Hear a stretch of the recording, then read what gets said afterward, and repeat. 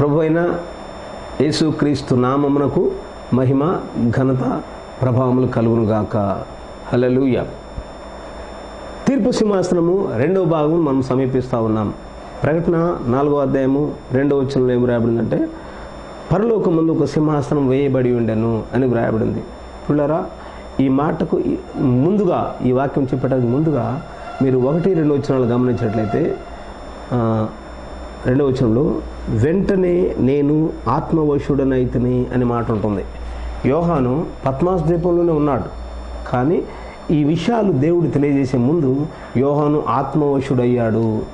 ఈ విషయాలు మీకు అర్థం కావాలంటే ఆత్మవశులుగా ఉండాలి, ఆత్మవశులుగా, పరిశుద్ధాత్మ వశులుగా ఉండాలి. అప్పుడే ఈ విషయాలు అర్థమవుతాయి. ఆత్మవశులుగా ఉండాలి అంటే మీకు అర్థం కావడానికి చిన్న విషయం చెప్తా. మీరు ఫుట్బాల్ ఆడేటప్పుడు గ్రౌండ్కి వెళ్తూ ఉంటారు. మన ఫుట్బాల్ కానీ లేకపోతే క్రికెట్ కానీ ఆట ఆడేటప్పుడు గ్రౌండ్కి వెళ్తారు. ఆ ఆట ముమ్మరంగా సాగుతూ ఉంది. మన ఇండియా తరపున, మన దేశం తరపున కొంతమంది సీరియస్గా గ్రౌండ్లో ఆట ఆడుతూ ఉన్నారు. అక్కడ మెట్ల మీద కూర్చున్న మీరు ఎంతో యాంగ్జైటీగా చూస్తూ ఉంటారు. ఆడ కూర్చొని కొద్దిసేపు సెల్ ఫోన్ చూసుకున్నట్టు, లేకపోతే ఏదో అనాలోచనగా అట్లా ఉండరు. ఎందుకంటే అక్కడ మీరు ఆత్మవశులుగా ఉన్నారు. మన టీము ఎంత జాగ్రత్తగా ఆడుతుంది, మన టీము ఏ విధంగా గెలవాలి, అవతల వ్యక్తి ఓడిపోవాలి, మన టీం గెలవాలి, మన దేశానికి విజయం ఉంటుందని ఆత్మవశులుగా ఉండి మీరు అందులో తన్మయత్వం చెందుతూ ఉంటారు. అలాగనే ఈ వాక్యం అనేది మీరు వినేటప్పుడు ఆత్మవశులుగా ఉండాలి. ఇది చదివేటప్పుడు ఆత్మవశులుగా ఉండాలి. అన్నీ మర్చిపోవాలి. లోక సంగతులు, కుటుంబ విషయాలు, ఇంటి విషయాలు, సెల్ ఫోన్లు ఇవన్నీ ప్రక్కన పెట్టేసి, ప్రభువా నాకు ఈ వాక్యం అర్థమయ్యేటట్టు గ్రేస్, కృప అనుగ్రహించి ప్రభు అని ప్రార్థన చేసుకుంటే, ఆత్మవశులుగా ఉంటే నీకు ఈ విషయాలు అర్థమవుతాయి. యోహాను ఆత్మవశులుగా ఉన్నాడు. అయితే 2వ వచనంలో ఏం రాయబడిందంటే, పరలోకములో ఒక సింహాసనం వేయబడి ఉండెను. ఇది తీర్పు సింహాసనం, గుర్తుంచుకోవాలి. ఇది తీర్పు సింహాసనము. తీర్పు సింహాసనంలో 2వ భాగం ఇది. పోయినసారి గత మెసేజ్లో ఈ తీర్పు సింహాసనంలో భాగంగానే మొదటి భాగంలో కృపా సింహాసనం గురించి చెప్పాను. అది 2-3 అధ్యాయాల్లో ఉన్న కృపా సింహాసనం. ఇది తీర్పు సింహాసనం. సింహాసనం అనగానే మనం అనుకుంటాము అక్షరార్థంగా పరలోకంలో సింహాసనాలు ఉంటాయేమో అనుకుంటాం. అక్షరార్థంగా పరలోకంలో మహారాజు లాంటి కుర్చీలు ఉండవు. అది పరలోకం, మహామహిమ కలిగిన లోకం అది. ఈ కుర్చీ సింహాసనాలు ఇవన్నీ ఉండవు. అది ఆత్మ సంబంధంగా అర్థం చేసుకునే విషయాలు ఇవన్నీ. సింబాలైజిక్గా వ్రాయబడింది ప్రకటన గ్రంథం. ప్రకటన గ్రంథం అంతా సూచనల ద్వారా చెప్పబడిన గ్రంథం. ఈ సూచనలు మీకు అర్థమైతేనే ఈ విషయాలు మీకు అర్థమవుతాయి. కాబట్టి అంతటా పరలోకంలో ఒక సింహాసనం వేయబడి అంటే ఒక కుర్చీ వేయబడిందని కాదు అర్థం. అది 2-3 అధ్యాయంలో కృపా సింహాసనమే, రక్తం ఉన్నది. అయితే రక్తం తొలగించబడింది కాబట్టి 4వ అధ్యాయంలో సంఘం ఎత్తబడతా ఉంటుంది. సంఘం ఎత్తబడిన తర్వాత కృపా సింహాసనం ఏమైందంటే తీర్పు సింహాసనంగా మార్చబడింది. అంటే రక్తం లేదు కాబట్టి అది తీర్పు సింహాసనమై ఉన్నది. ఇక్కడ ఏమి రాయబడిందంటే, అంతటా పరలోకం ముందు ఒక సింహాసనం వేయబడి ఉండెను. వేయబడి ఉండెను అంటే అది ఒకప్పుడు ఆ సింహాసనం అక్కడ లేదు అని అర్థం. మరి ఎక్కడుంది ఆ సింహాసనము అంటే 2-3 అధ్యాయాలు వధువులో ఉన్నది ఆ సింహాసనం. వధువులో ఉన్న సింహాసనము ఇక్కడ ఆ వధువు కొనిపోబడిన తర్వాత అది తీర్పు సింహాసనంగా మార్చబడుతుంది. మీకు బైబిల్ బాగా పరిచయం ఉన్నట్లయితే కొన్ని విషయాలు చెప్తాను, జాగ్రత్తగా గమనించాలి. మొత్తం 3 సింహాసనాలు ఉన్నాయి. పరలోకము దేవుని సింహాసనం, యేసుక్రీస్తు 2 యేసుక్రీస్తు దేవుని సింహాసనము, 3 వధువు దేవుని సింహాసనము. సింహాసనము అనగా అధికారము అని అర్థం, గుర్తుపెట్టుకోవాలి. సింహాసనము అంటే అధికారము.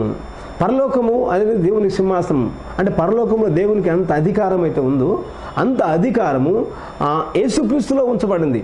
ఎందుకంటే యేసుక్రీస్తు దేవుని సింహాసనమై ఉన్నాడు.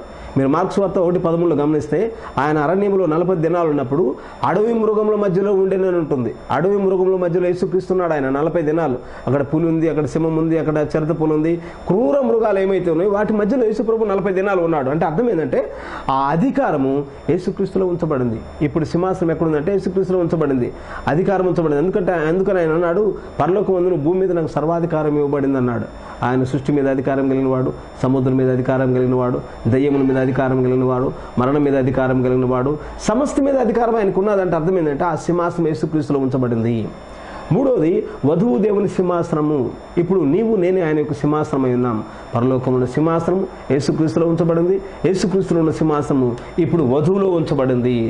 వధువు కూడా తీర్పు సింహాసనం కృపా సింహాసనం వధువులో ఉంచబడింది. అదే అధికారం దేవుడు ఆయన వధువుకి ఇచ్చాడు. ఆయన అన్నాడు యోహాను సువార్త 14:12 నా యందు విశ్వాసం ఉంచువాడు నాకంటే గొప్ప కార్యాలు చేస్తారన్నాడు. గొప్ప కార్యాలను కాదు కానీ ఇంగ్లీష్లో కింగ్ జేమ్స్ వర్షన్లో ఎక్కువ కార్యాలు అని ఉంటాయన్నమాట. అంత కృప దేవుడిచ్చాడు. మీరు పాత నిబంధనలో ఒక సంఘటన గుర్తుపెట్టుకున్నట్లయితే ఏలియా ఉన్నాడు. ఏలియా పరిచర్లో 7 అద్భుతాలు చేశాడు తన మినిస్ట్రీలో. కానీ ఏలియాని వెంబడించిన ఎలీషా 14 అద్భుతాలు చేశాడు. ఏలియా క్రీస్తు సాదృశ్యమై ఉన్నాడు, ఎలీషా సంఘానికి వధువుకు సాదృశ్యమై ఉన్నాడు. అలాగనే యేసుక్రీస్తులో దేవుని సింహాసనం ఇప్పుడు వధువులో ఉంచబడింది. వధువు కూడా దేవుడు అంతా సర్వాధికారం ఇచ్చాడు. 2-3 అధ్యాయంలో కృపాసింహాసనం, వధువులో ఉన్న కృపాసింహాసనము ఇప్పుడు 4వ అధ్యాయంలో తీర్పు సింహాసనంగా మార్చబడింది. ఇక్కడ రక్తం లేదు. 4వ అధ్యాయం అంతా తీర్పు సింహాసనం అయి ఉన్నది. ఎందుకంటే అక్కడ ఆ సింహాసనం ముందు గాజు వంటి సముద్రం ఉన్నట్టున్నది. Clear and crystal. అక్కడ రక్తం లేదు, గాజు వంటి సముద్రం కనపడతా ఉన్నది. ప్రభు చిత్తమైతే నెక్స్ట్ ఎపిసోడ్లో ఆ 3వ భాగంలో ఆ తీర్పు సింహాసనం గురించి పరిపూర్ణంగా ధ్యానం చేసుకుందాం. గాజు వంటి సింహాసనం అంటే ఏంటి, ఆ సింహాసనం యొక్క పరిపూర్ణమైన అర్థము 3వ భాగంలో మనం వాటిని ధ్యానం చేసుకుందాం. ప్రభు ఈ మాటలు దీవించునుగాక. ఈ వాక్యము మీకు ఆశీర్వాదకరంగా ఉన్నట్లయితే దయచేసి మీ బంధువులకు, మీ స్నేహితులకు, మీ శ్రేయోభిలాషులకు, మీ వాక్య విశ్వాసులకు దీన్ని మీరు షేర్ చేయండి. అనేకులకు ఆశీర్వాదకరంగా ఉంటుంది. ఇంకొకటి, మీకు ప్రార్థన అవసరము ఉన్నట్లయితే లేదా చెప్పబడిన వాక్యంలో తక్కువ టైం ఉన్నది కాబట్టి మేము ఎక్కువ విషయాలు చెప్పాలని మేము ఆసక్తిగా చెప్తా ఉన్నాం.